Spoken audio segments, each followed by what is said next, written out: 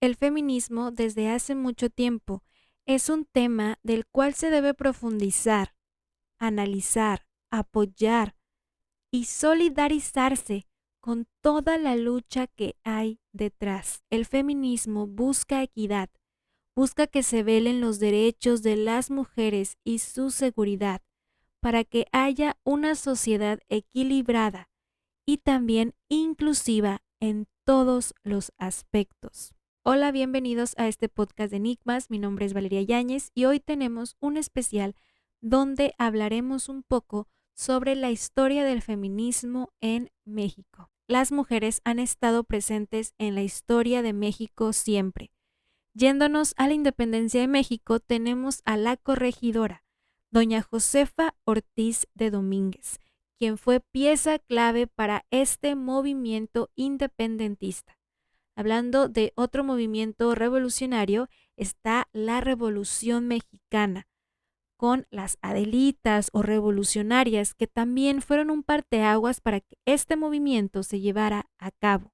Ejemplo de ellas es Carmen Cerdán, quien apoyó el movimiento antirreeleccionista de Francisco y Madero.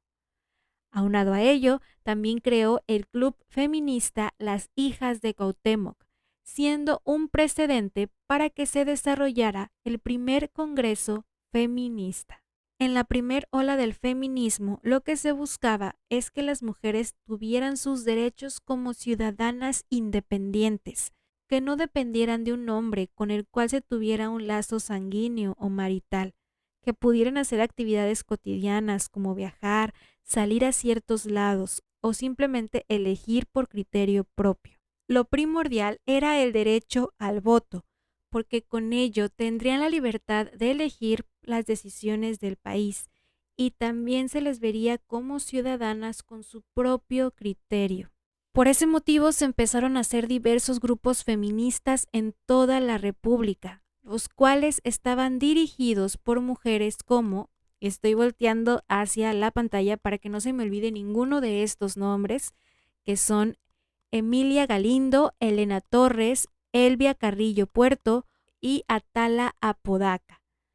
Con todos estos esfuerzos se logra crear el primer congreso feminista en Mérida, Yucatán, en 1916, organizado por la profesora Consuelo Zavala. Quiero decir todos los nombres que tuvieron participación en este proceso feminista, por eso si estoy volteando hacia la pantalla es porque quiero ver todos los nombres y que se les reconozca, obviamente, porque fueron una pieza importante en este movimiento.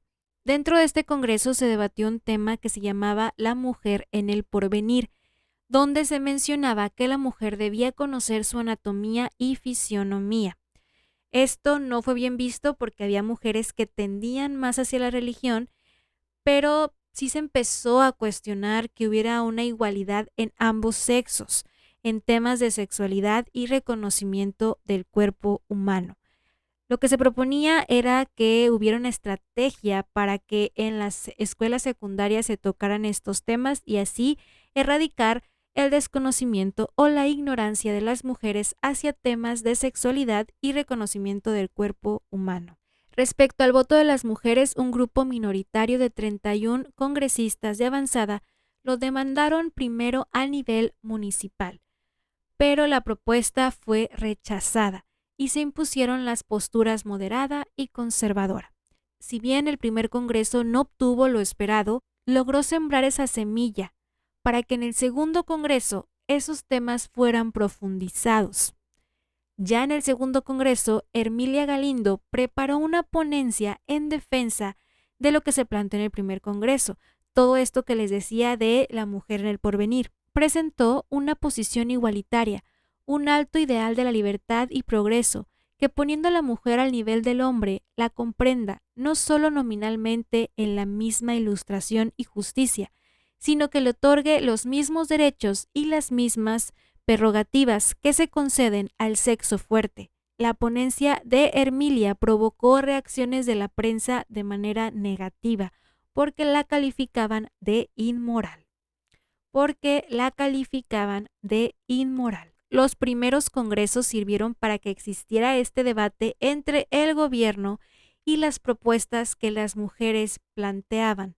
Y aunque no prosperaron, el país pudo ver a mujeres vanguardistas dispuestas a luchar por sus derechos, tanto por implementar la educación sexual y por el sufragio femenino, que eran dos temas principales para la mujer de ese entonces. Querían erradicar la ignorancia en temas de educación sexual y también querían que la mujer tuviera participación en la ciudadanía con el sufragio femenino. El 3 de julio de 1955 se logró el sufragio femenino. Con esto se inició un panorama diferente para las mujeres mexicanas. La segunda ola del feminismo se dio en los 70s, bajo un contexto marcado por el movimiento estudiantil de 1968 y una fuerte represión por parte del Estado al ingreso de las mujeres a las universidades. Si bien la mujer pudo estudiar desde la época colonial, claro está, mujeres de clase alta, y se estudiaban temas relacionados a la cultura doméstica y te preparaban para ser una buena esposa, una buena madre. Es decir, no se salía del estigma de la mujer, que no era el que tal vez todas querían. Lo que se quería aquí era también quitar el estigma de que solamente estudiaran carreras orientadas a la mujer, como era enfermería, pedagogía, etcétera. Ya querían a la mujer en carreras universitarias iguales a las de los hombres y que no existiera una discriminación en ello. Por tal motivo, el feminismo de la segunda ola estaba constituido por mujeres urbanas de clase media, universitarias en su mayoría de la Ciudad de México, que cuestionaron las relaciones hombre y mujer. Como señala la historiadora mexicana Ana Lai Javen, se proponía mostrar y difundir los campos donde esta dominación es más potente, es decir, el hogar, la doble jornada de trabajo. ¿Por qué la doble jornada de trabajo? Porque las mujeres, aparte de trabajar, también tenían que llegar a su casa a hacer más trabajo, cuando los hombres no lo hacían de esta manera. Entonces, por eso se planteaba una doble jornada laboral, el trabajo, remuneración menor. Las mujeres, aunque tuvieran el mismo puesto que los hombres, su sueldo era más bajo, simplemente por el hecho de ser mujeres. Aparte de que los ascensos y toda esta cultura laboral no era igual para las mujeres porque se les creía de menor intelecto y por eso no se les remuneraba ni se les ascendía de manera profesional. Los medios de comunicación masiva, mujer objeto consumista. Los medios de comunicación no ayudaban a esto, veían a la mujer como un objeto, como una manera de ser consumista, de solamente ser bella, de ser esposa, de ser madre, etcétera. Les voy a compartir algo que yo escuché y vi en un museo que se presentó, que se llamaba esta exposición Mujeres en la Historia, donde marcaban un precedente de que el 10 de mayo se hizo para recordarles a las mujeres que su único objetivo o su objetivo principal era ser madres y que por eso se les tenía que felicitar, porque esa era su meta máxima en la vida. Por eso les digo que los medios de comunicación apoyaban a esta difusión, porque en ese entonces el periódico fue lo que puso en primera plana para, digamos, generar nostalgia, generar estereotipos y estigmas de que las mujeres, el máximo de las mujeres, era ser solamente madres. Y bueno, la violencia, eso siempre ha estado hasta la fecha, violencias en la calle, en la casa, etcétera. Por eso es que varios grupos feministas se formaron para mostrar estos temas y crear conciencia en la sociedad. Algunos de ellos son, y les voy a decir cada uno con el año que se formó. El primero fue Mujeres en Acción Solidaria en 1971, Movimiento Nacional de Mujeres en 1972, Movimiento de Liberación de la Mujer en 1974, Colectivo La Revuelta en 1975, Colectivo de Mujeres y Lucha Feminista en 1978. La finalidad de estos grupos era reflexionar y cuestionar temas como la maternidad, la doble jornada de trabajo, la sexualidad y la subordinación, además de la discriminación en múltiples temas. Estos grupos eran radicales y se negaron a hablar con el gobierno y con los partidos políticos. En opinión de ciertas historiadoras, estos movimientos se catalogan como dispersos, con poca vinculación al exterior. Durante la década de los 70 se iniciaron varias unidades feministas, aunque no prosperaron lo suficiente. Sin embargo, crearon líneas de acción que hasta nuestros días tienen vigencia. En 1976 se creó la Coalición de Mujeres, donde se logró la interacción de varios grupos y se definieron las principales demandas feministas. En este caso, las principales demandas era la despenalización del aborto, la educación sexual, la lucha contra la violación y la protección de mujeres golpeadas, y el derecho de la libre opción sexual. Eso es lo que ellas buscaban. Como vemos, seguimos un poquito buscando lo mismo, desafortunadamente, desde que les platiqué del primer congreso en 1916, pero ahora agregamos más temas. Si bien también ponemos ya como la violencia doméstica como parte importante de ya no verla como algo cotidiano, como algo normal, como algo que debería de suceder, ¿no? Ahora lo veíamos como una problemática que se debía de resolver. También tenemos todo lo que era referente a la libre opción sexual, también lo de la despenalización del aborto, que era un tema tabú y un tema muy juzgado hasta hace muy poco y que inclusive hasta nuestros días se sigue juzgando, se sigue cuestionando, pero ya tenemos más realidades, ya tenemos más situaciones sociales que se está luchando para que se quiten y que no estén presentes en la sociedad. Años más tarde, en 1979, hubo un segundo intento de unidad de la conformación del Frente Nacional de la Liberación y Derechos de la Mujer. Este tenía 4 ejes no muy diferentes, solamente se agregaban algunos, como lo son la maternidad voluntaria, guarderías, campañas contra la violencia en todas sus formas y los problemas de las trabajadoras que eran discriminadas de la Ley Federal del Trabajo porque las condiciones laborales, como les he venido diciendo, eran muy diferentes a la de los hombres.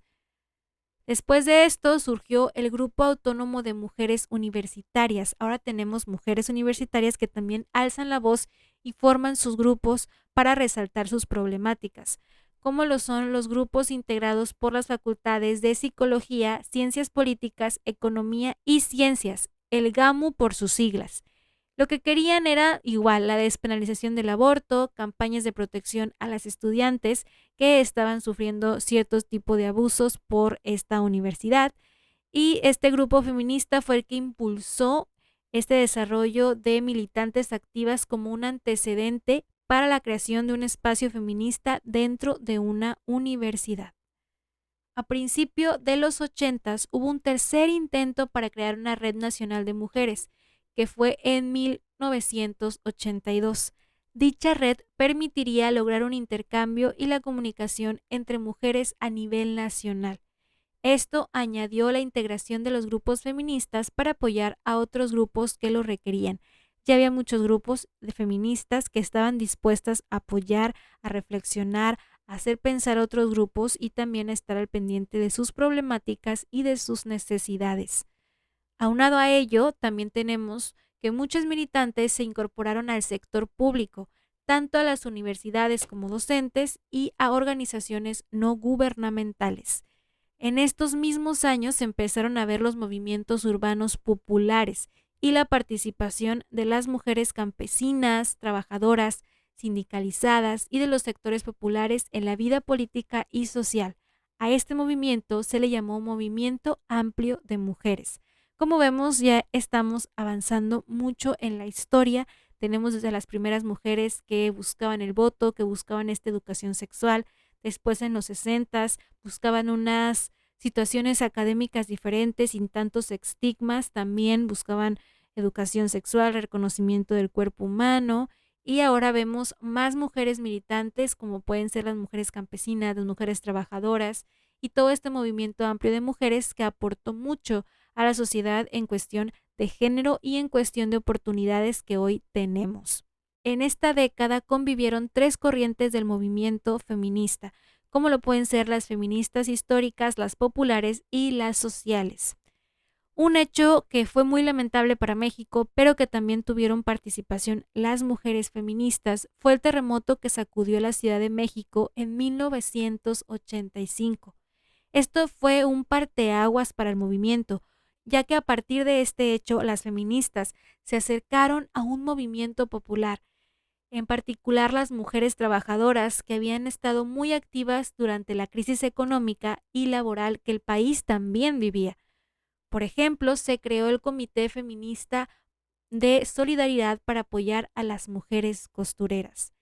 En el terremoto del 85 ya tenemos la aportación de los grupos feministas ante esta tragedia, además que ya venían también siendo parte importante para ayudar a la crisis que estaba pasando el país. Lo vemos al mencionar cómo se creó un comité para apoyar a las mujeres costureras que estaban pasando por un momento complicado a raíz de la crisis económica, ahora del terremoto, pero vemos cómo los grupos feministas también ya están siendo parte de los movimientos sociales del país. En 1991 se conformó la Convención Nacional de Mujeres por la Democracia, lograda por 30 organizaciones de mujeres, con el objetivo de negociar con los partidos políticos y presentar candidatas al Congreso de la Unión. Los movimientos feministas a partir de los años 90 han provocado que hombres y mujeres lleguen a un acuerdo de que no se les puede ni debe discriminar por razón de género. Sin embargo, el movimiento feminista va más allá de esto.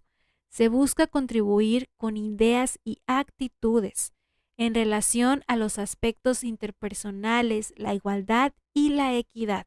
Además, el movimiento feminista se fortaleció en esta década debido a que la mujer asumió una nueva relación con la política institucional, pero esta relación no ha sido considerada en su dimensión. Si bien se tiene una nueva relación con la política institucional, aún no se da esta dimensión a gran escala, pero es un precedente importante de marcar en la historia del feminismo como en la década de los 90 ya teníamos una política institucional marcada que si bien no está a gran dimensión, sí es parte importante de la historia. En el siglo XXI y pese a toda la lucha que se tiene detrás, el movimiento feminista sigue enfrentando muchos retos, como los de aumentar la igualdad de género, disminuir la discriminación, la violencia doméstica, el acceso a los estudios superiores y posiciones laborales.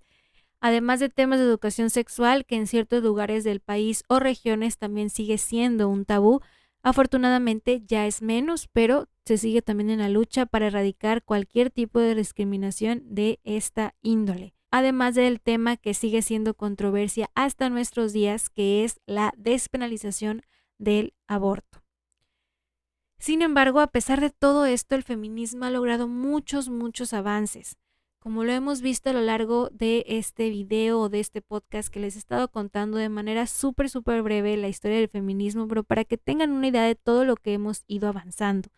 Desde cómo queríamos lograr este voto, lograr ser ciudadanas independientes, de también tener derecho y acceso a la educación y también quitarnos el estereotipo o el estigma de que solamente podíamos ser madres, esposas, hijas, sino que también seamos ciudadanas independientes. Si bien seguimos temas como la despenalización del aborto, educación sexual y erradicar la violencia que se vive en estos días, la historia lleva un gran camino trazado y por ello tenemos muchos de los derechos que hoy gozamos. Así que esto es un breve recuento de la historia del feminismo en México. Espero se hayan dado cuenta de todo lo que hemos logrado, el voto, el acceso a la educación y también hacer y formar parte de la sociedad como ciudadanas individuales e independientes. Hasta aquí el especial de Enigmas del 8 de marzo. Espero les haya gustado y lo tomen de manera histórica, de manera cultural, para que veamos todo el avance y toda la lucha que han tenido muchas de las mujeres en este camino del movimiento feminista. Nos vemos en otro podcast. Adiós. No quería terminar este podcast sin mencionar algunos de los logros que se han tenido debido a este movimiento feminista. El primero de ellos es el derecho a la educación, a una educación sin estereotipos. podemos elegir lo que queremos hacer y lo que queremos estudiar. Aunado a ello, el derecho al trabajo, donde podemos adquirir un trabajo digno y que también tengamos las mismas oportunidades que los hombres. El derecho al voto, que fue un precedente muy importante. Tenemos derecho a ser votadas y a votar para elegir el camino que queremos para nuestro país. También tenemos derecho a practicar deportes. Podemos participar en todos los deportes y añadirle eso a nuestra vida, porque antes era un tabú que la mujer se dedicara a los deportes y ahora es una realidad. Vamos en el camino a una vida libre de violencia. Ahora podemos exponer todo lo que nos pasa y no se normaliza, al contrario, entre todas podemos apoyarnos. El derecho a abortar, que si bien no es legal en todos los países, al menos en la Ciudad de México y en otros 6 estados, se ha logrado despenalizar el aborto. Algunos de esos estados son Oaxaca, Hidalgo, Veracruz, Baja California, Colima y Sonora. Esperemos que esto se lleve a toda la República Mexicana y la mujer tenga el derecho a elegir una maternidad deseada. La Ley Olimpia, que es un conjunto de reformas legislativas encaminadas a reconocer la violencia digital y sancionar los delitos que violen la intimidad sexual. También tenemos el derecho a la protección de las víctimas de violencia y la creación de programas y centros de atención para todas las mujeres del país. La lucha sí, pero los logros que hemos tenido son un aliciente para levantarnos y seguir adelante.